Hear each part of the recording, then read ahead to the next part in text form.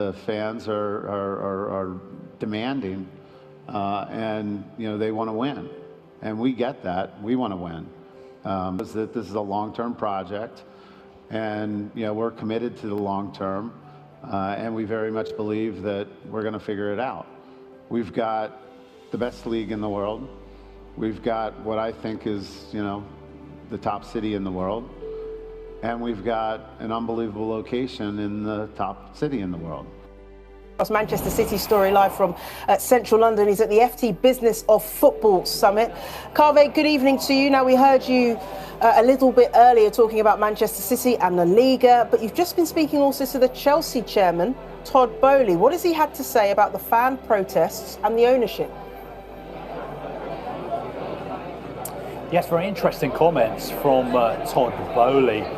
He was asked about what he thought about all these protests, and basically what he seemed to be saying is that, look, obviously he doesn't like being the focus of demonstrations along with his co-owners at Chelsea, but he feels that Chelsea overall are moving in the right direction.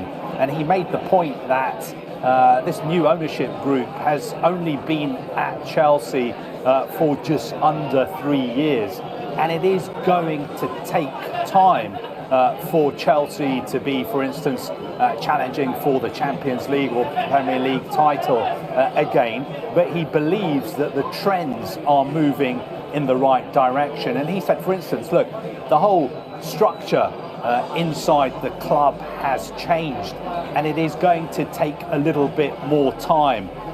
When he was asked about the sort of status of his relationship with one of the other prominent co-owners at Chelsea, Behdad Eghbali, of course, who is from Clearlake Capital, he said that he didn't want to comment on that because he had learnt in the past 3 years that the British media are prone to exaggerate things and also to leave some things out.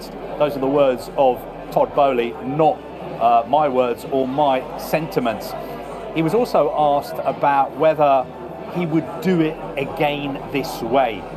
For instance, if he had his time again, would he try to buy Chelsea on his own rather than joining up with other investors? And he said, I never look in the rear view mirror. So I think the message we were getting from Todd Boehly was, look, he doesn't want to create headlines. He understands the frustrations of some Chelsea supporters.